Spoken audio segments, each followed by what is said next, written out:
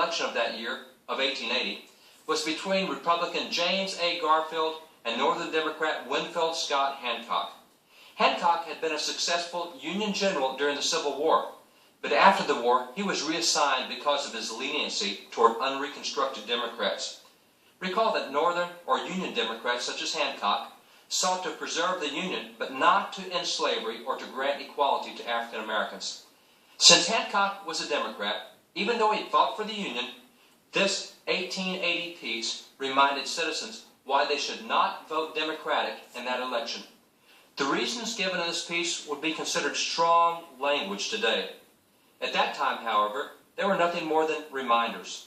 The facts recorded in this piece were widely known and understood by voters in that day. Why I will not vote the Democratic ticket. I am opposed to the Democratic Party, and I will tell you why. Every state that seceded from the United States was a Democratic state. Every man that shot Union soldiers was a Democrat. Every man that loved slavery better than liberty was a Democrat. The man that assassinated Abraham Lincoln was a Democrat. Every man that sympathized with the assassin, every man glad that the noblest president ever elected was assassinated, was a Democrat. Every man that wept over the corpse of slavery was a Democrat.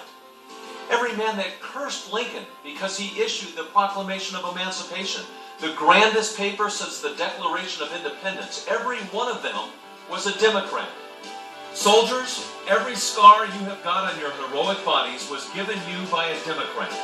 Every scar, every arm that is lacking, every limb that is gone, every scar is a souvenir of a Democrat.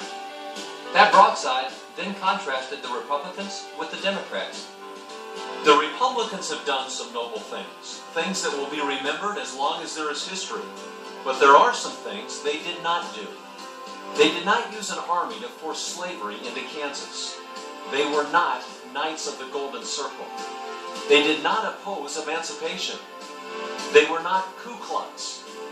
They did not scourge and hang and shoot and murder men for opinion's sake. They did not organize the Louisiana White League or the South Carolina Rifle Clubs. They did not drench the South with the blood of inoffensive colored men. The piece concluded with a simple question. Can the Democratic Party and all Democrats say as much? A further indication that the Democrats were well known for their bloody atrocities against blacks is seen in this illustration from Harper's Weekly showing the major elements and influences of the Democratic Party.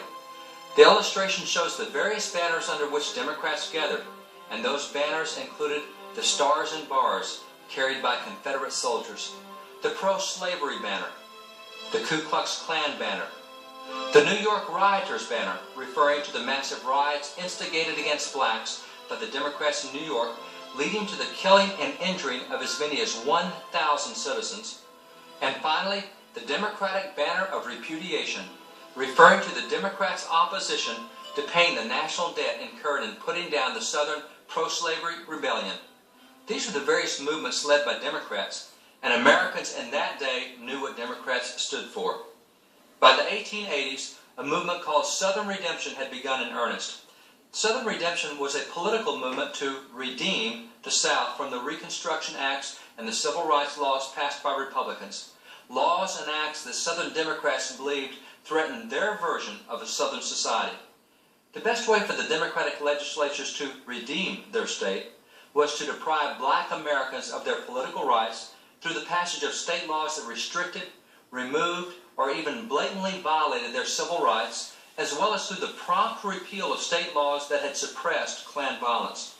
Representative John Roy Lynch, who not only had helped pass the original federal civil rights laws, but who also witnessed their subsequent violation at the state level throughout the period of Southern Redemption, accurately noted, "The opposition to civil rights in the South is confined almost exclusively to states under Democratic control." Democrats understood how important it was to their survival to prevent blacks from voting.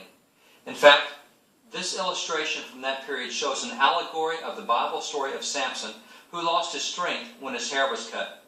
In the picture, you see that the woman has used her razor, called the Lost Cause Regained, to cut the black Samson's hair and cause him to lose his strength. And what is his hair? His strength? It is called suffrage, or voting. With the strength, or the vote, of black Americans removed, you see the various Democratic groups and leaders rejoicing in the background, including Confederates, the KKK, pro-slavery forces, and various famous Democratic leaders of that day, including General Nathan Bedford Forrest, who headed the Ku Klux Klan. By the way, notice the phrase, the Democratic barbecue, and the Democrats are burning various books in the foreground, including the Holy Bible. As this illustration confirms, limiting black voting became the major goal for Southern Democrats. Given the explicit federal voting protections that had been established by the 14th and 15th Amendments and by the numerous federal civil rights laws, it was no easy task for Democrats to circumvent these protections.